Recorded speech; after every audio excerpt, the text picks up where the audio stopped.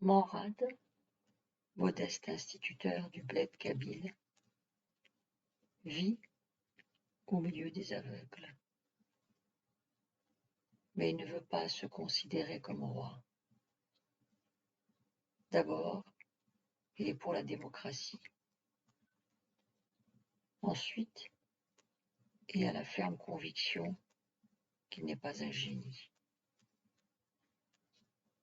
Pour aboutir à une opinion aussi désastreuse de lui-même, il lui a fallu plusieurs années. Cela ne diminue pas son mérite. Au contraire.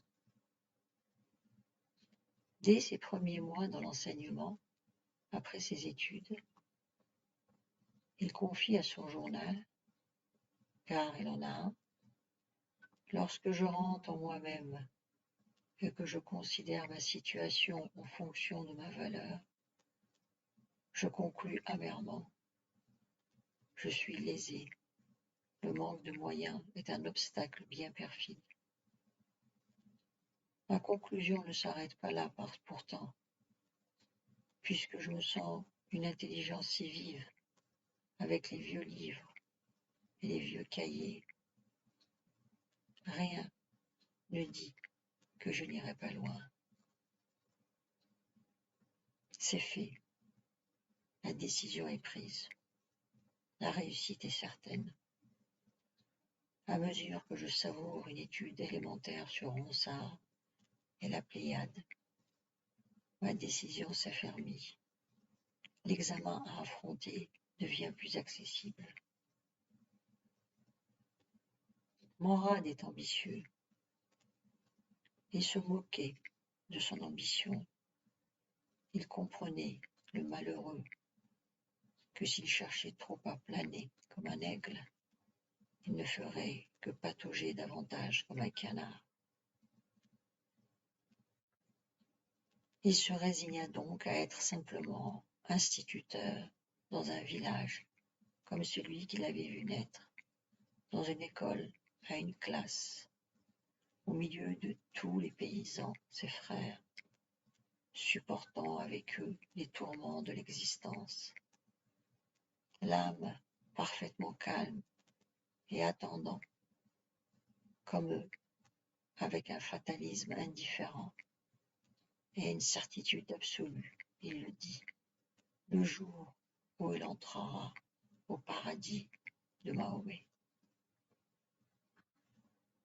Cette attitude, en tout point digne d'éloge, n'est pas celle d'un sceptique. Le pauvre Morad est incapable de philosopher. Elle résulte du sentiment très net qu'il a de sa faiblesse. Après avoir renoncé aux examens, il a voulu écrire. Il a cru pouvoir écrire. Oh, ce n'est ni de la poésie, ni une étude psychologique, ni même un roman d'aventure, puisqu'il n'a pas d'imagination. Mais il a lu Montaigne et Rousseau. Il a lu Daudet et Dickens dans une traduction. Il voulait tout simplement, comme ces grands hommes, raconter sa propre histoire.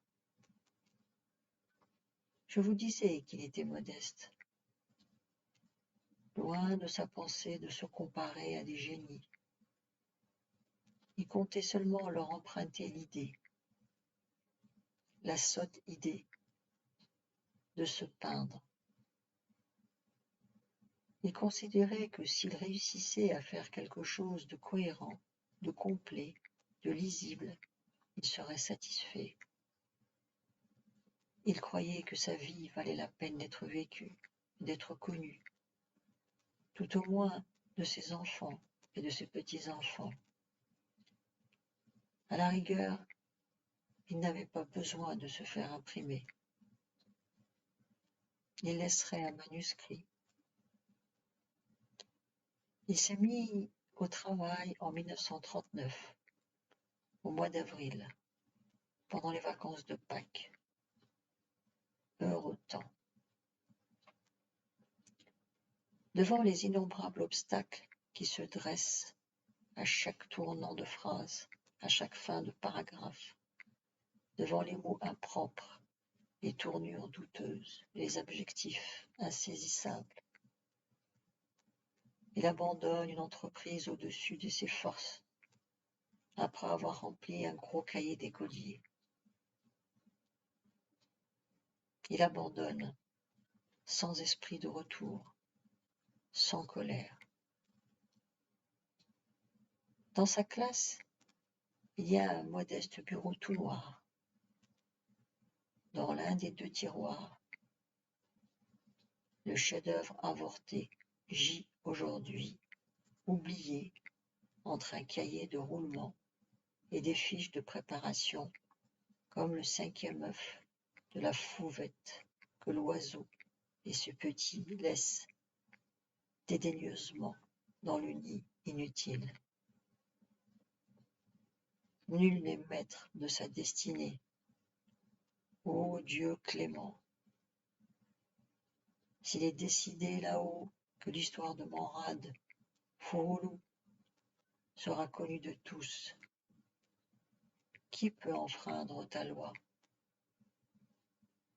Tirons du tiroir de gauche le cahier d'écolier. Ouvrons-le. Fouroulou, Manrad, nous t'écoutons.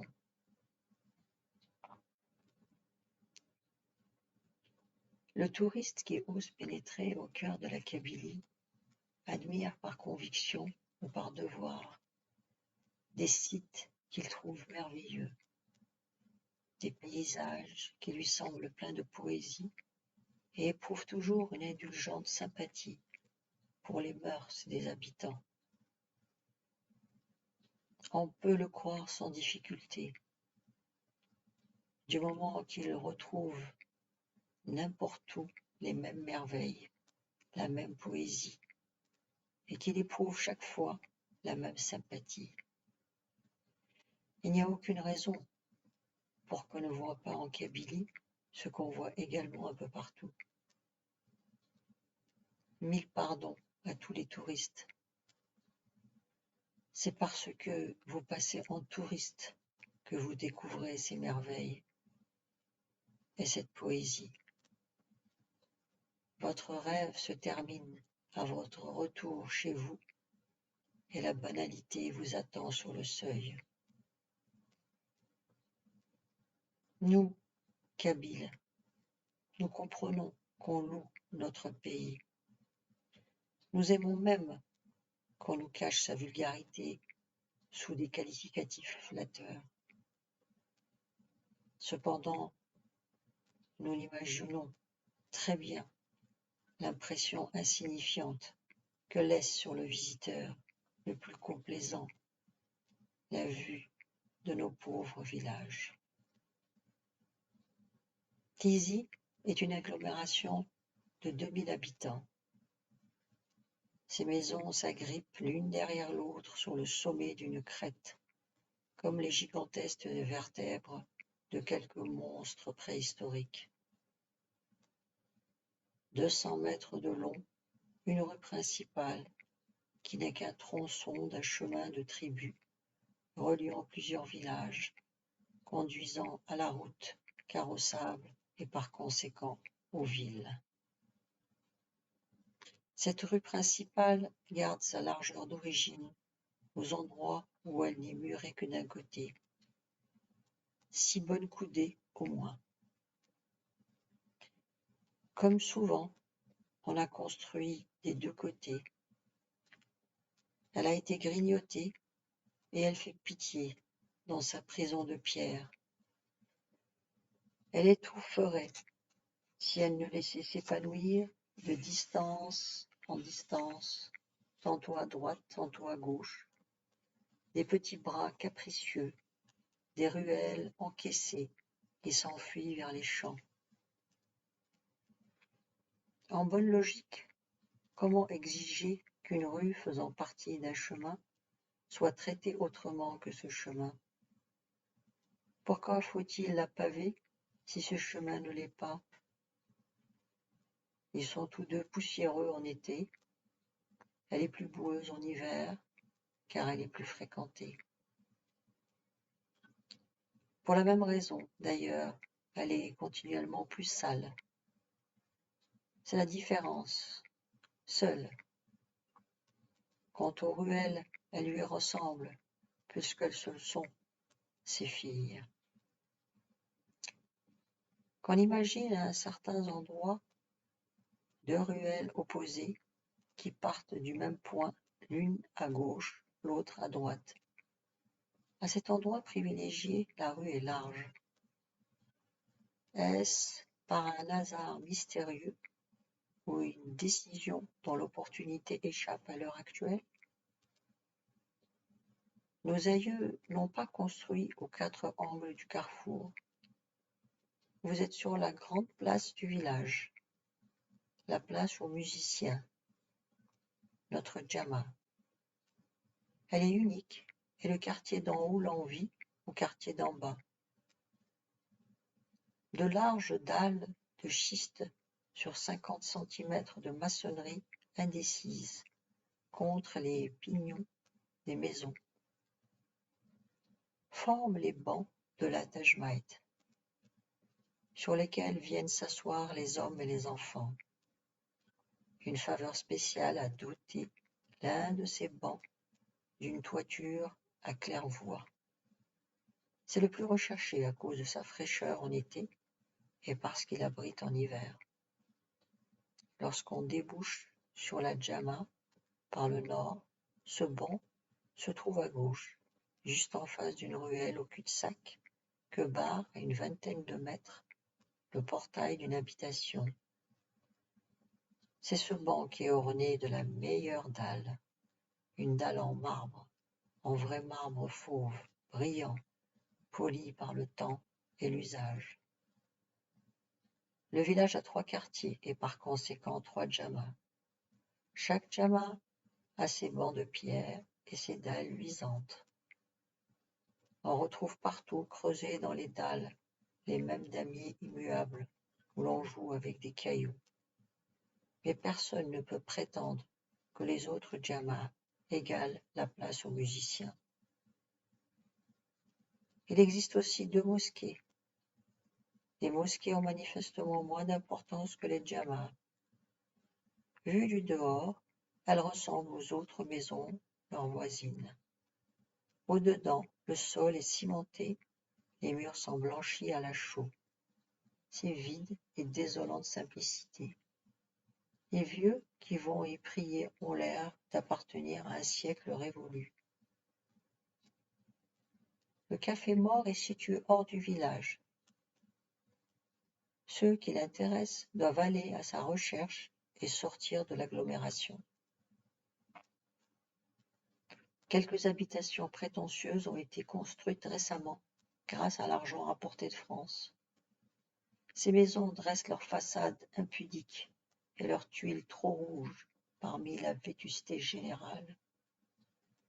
Mais on sent que ce luxe est déplacé dans un tel cadre. D'ailleurs, nous n'en sommes pas trop fiers. Vues de loin, elles forment comme des taches blanches qui jurent avec l'ensemble, couleur de terre. Nous savons qu'à l'intérieur, elles ressemblent à toutes les autres. Elles méritent le dédaigneux dicton qu'on leur applique. Écurie de Menaïl, extérieur rutilant, intérieur plein de crottins et de bêtes de somme. La vanité est l'un des travers que nous rayons le plus, parce que, peut-être, nous sommes tous proches parents ou alliés. Nos ancêtres, paraît-il, se groupèrent par nécessité. Ils ont trop souffert de l'isolement pour apprécier, comme il convient, l'avantage de vivre unis. Le bonheur d'avoir des voisins qui rendent service, aident, traitent, secourent, compatissent, ou tout au moins partagent votre sort. Nous craignons l'isolement comme la mort. Mais il y a toujours des querelles, des brouilles passagères, suivies de raccommodements, à propos d'une fête ou d'un malheur. Nous sommes voisins pour le paradis et non pour la contrariété. Voilà le plus sympathique de nos proverbes. Notre paradis n'est qu'un paradis terrestre, mais ce n'est pas un enfer. Peu importe si chaque quartier a son aïeul. On a célébré depuis très longtemps des mariages entre Korouba, de sorte qu'à présent, l'histoire du village est une, comme celle d'une personne. Il n'y a ni caste, ni titre de noblesse particulier à une famille. Nous avons encore de nombreux poèmes qui chantent des héros communs, des héros aussi rusés qu'Ulysse, aussi fiers que Tartarin, aussi maigres que Don Quichotte. Le quartier d'en bas, par exemple, est issu de Mezouze. Mezouze avait 5 enfants mâles qui donnèrent leur nom à chacune des 5 familles de la Karouba. C'est pourquoi la Karouba comprend les Zaït Rabah, les Zaït Slimane, les Zaït Moussa, les Zaït Larbi, les Zaït Rassi. Quant aux Bacheren, leur ancêtre n'est qu'un réfugié venu du Durdura. Ils ne sont pas fiers de leur origine, les Bacheren. Dans leur fort intérieur, ils se sentent un peu diminués. Mais à présent, personne n'y pense plus. Et ils se croient, eux aussi, d'authentiques descendants de Mezouze. Pourtant, dans certaines circonstances graves, il arrive qu'on leur rafraîchisse la mémoire. Cela ne se produit que lorsqu'un intérêt important est en jeu. En plus de cette origine commune ou identique, nous sommes de la même condition parce que tous les Kabyles de la montagne vivent uniformément de la même manière. Il n'y a ni pauvres ni riches. Certes, il existe 2 catégories de gens. Ceux qui se suffisent régulièrement et ceux qui passent au gré de la bonne ou de la mauvaise fortune, de la misère la plus complète à l'humble aisance des favorisés du ciel.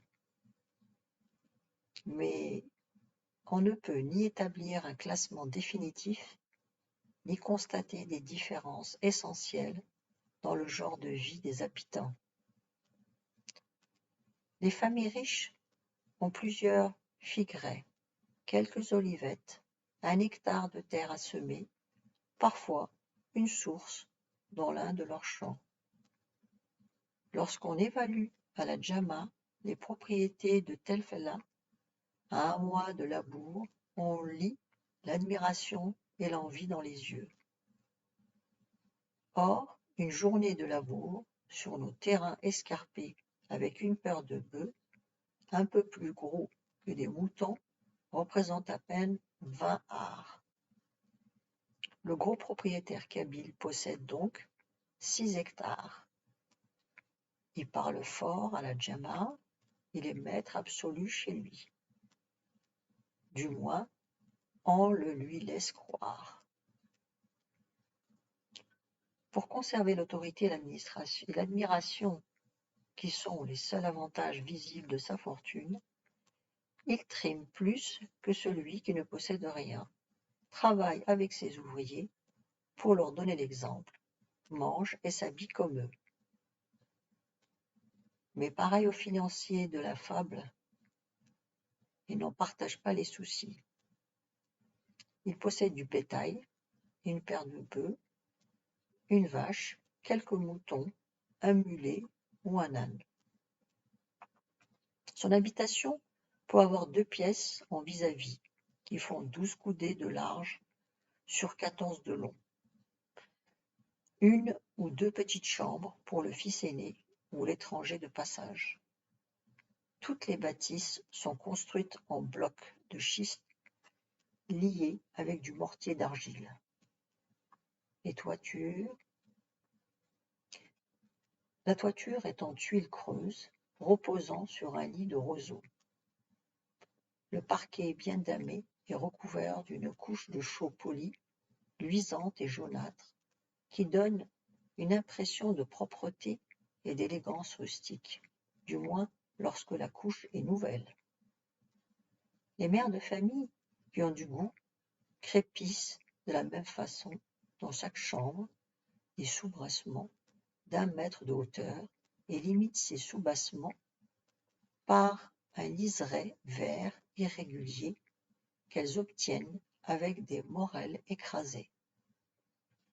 Le haut des murs jusqu'au dessous de la toiture est enduit d'argile blanchâtre que l'on se procure au prix de 1000 peines.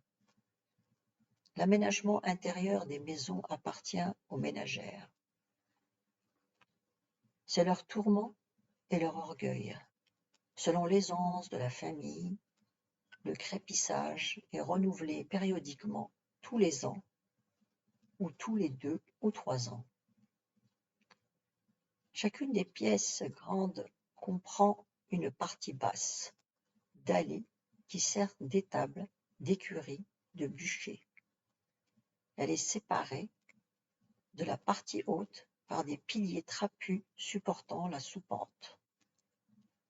La soupente renferme le ikoufan de provisions, les jarres à huile et les coffres de la famille. La partie haute constitue le logement. Pendant le jour, la literie se balance sur toute la longueur d'un gros bâton suspendu au chevron. Le canoun se trouve n'importe où près du mur qui fait face à l'étable. Au-dessus du foyer, 2 poutres parallèles joignent les 2 autres murs. Ces poutres supportent différentes choses. En hiver, des clés remplies de glands que la fumée du canoun permettra de conserver, du bois vert qui pourra sécher tranquillement à 2 mètres au-dessus du feu, la viande du mouton de l'Aïd, dont la graisse prendra l'âcreté du hareng fumé. Les petites pièces n'ont rien de tout cela. Elles présentent la simplicité d'un rectangle sans en avoir la régularité.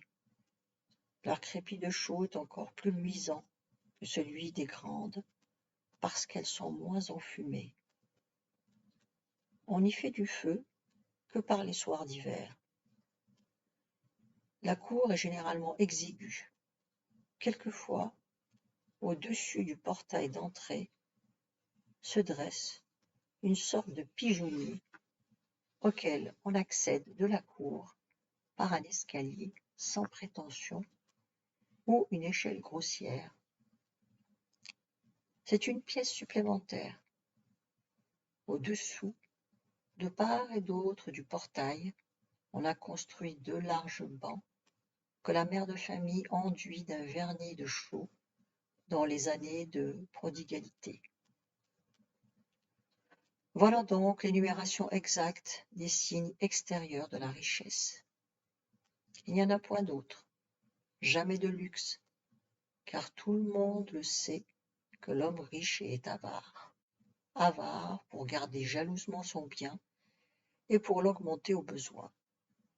L'avarice étant une qualité fondamentale pour devenir riche et pour le demeurer. Personne n'en veut aux avares. D'une certaine manière, ils sont admirables. Les familles pauvres du village mènent le genre de vie des riches lorsqu'elles le peuvent, sinon elles attendent. Le pauvre n'a pas de terre ou en a très peu.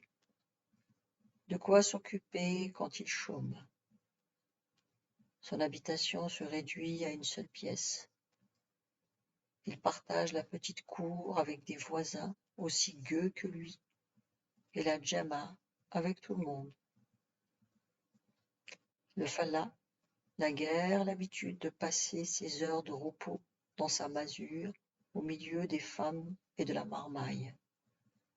La djemma est un refuge sûr, toujours disponible et gratuit. Le café mort ne tente que les jeunes et les paresseux. Le pauvre peut avoir des animaux, comme le riche, des animaux qu'il n'a pas achetés, mais qu'un autre lui a confiés. Néanmoins, en les revendant, il prélèvera une partie du bénéfice. Il peut travailler à la journée. Il travaille pour vivre mieux. Il voudrait imiter son voisin qui est riche, alors que son voisin cherche à l'imiter. Bientôt, ils ne s'entendent plus, car il arrive fréquemment que la femme du riche envie la parure de sa voisine pauvre, et ses enfants le sort de leurs camarades infortunés. Cela ne dure qu'un temps, un hiver pluvieux, une maladie, une dépense imprévue, le départ pour la France du père de famille, sa malchance ou son insouciance suffisent pour rétablir les positions.